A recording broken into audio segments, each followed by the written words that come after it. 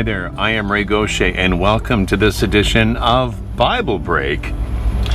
We don't have a specific title for this week's Bible Break, just Ecclesiastes chapter 11 and 12. I had an email sent to me by a gentleman of the name of Wim. Wim, thank you for your email. He shared with me a very touching story about how his great-grandmother used to read him Ecclesiastes 11, verses 9 and 10. And he sent me an email suggesting maybe I may want to read this, that maybe some others would be comforted by this, some younger audience. And as I was reading through chapter 11 and chapter 12, I just found these words to be incredibly soothing, very relaxing.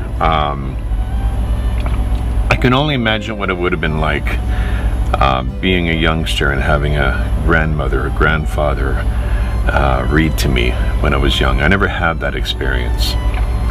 I never had that experience of anyone ever reading to me when I was young. I remember times of listening to my mom praying, or for my mom praying and being there. That was nice, but not so much of someone reading to me. As I was reading through this, I thought, you know what? This is what I'm going to do. I'm not going to explain anything what I'm reading because it's very self-explanatory. What I want you to do is I just want you to relax, just close your eyes and just listen. Just imagine someone very special in your life reading this to you. And maybe take yourself back to when you were a youth, when the days were simple, the days were carefree. The days were innocent, because we're certainly lacking that now. So we're going to be reading chapter 11 and 12 of Ecclesiastes out of the King James Version.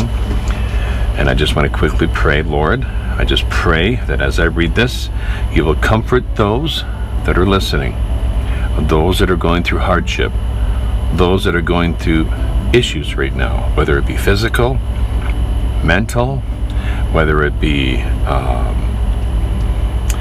financial, or whatever it could be, Lord. I just pray that these words will comfort those listening right now. In Yeshua's name, amen. Ecclesiastes. No one really knows the author of Ecclesiastes, but by the similarities of the writings, I would say this is Solomon's writings. And you will see, for those of you that have listened or read Proverbs of Song of Solomon, this sounds very much like Solomon. So here we go. Chapter 11, Ecclesiastes. Cast thy bread upon the waters, for thou shalt find it after many days. Give a portion to 7, and also to 8, for thou knowest not what evil shall be upon the earth.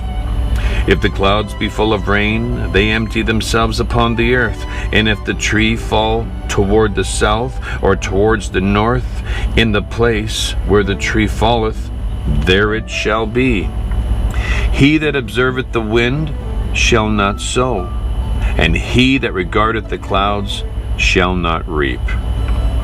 As thou knowest not what is the way of the Spirit, nor how the bones do grow in the womb of her that is with child, even so thou knowest not the works of God who maketh all. In the morning sow thy seed, and in the evening withhold not thine hand, for thou knowest not whether shall prosper either this or that, or whether they both shall be alike good. Truly the light is sweet, and a pleasant thing it is for the eyes to behold the sun. But if a man live many years and rejoice in them all, yet let him remember the days of darkness, for they shall be many. All that cometh is vanity. Rejoice, O young man, in thy youth, and let thy heart cheer thee in the days of thy youth, and walk in the ways of thine heart, and in the sight of thine eyes. But know thou that for all these things God will bring thee into judgment. Therefore remove sorrow from thy heart, and put away evil from thy flesh, for childhood and youth are vanity. Chapter 12. Remember now thy Creator in the days of thy youth, while the evil days come not, nor the years draw nigh, when thou shalt say, I have no pleasure in them. While the sun, or the light, or the moon, or the stars be not darkened, nor the clouds return after the rain.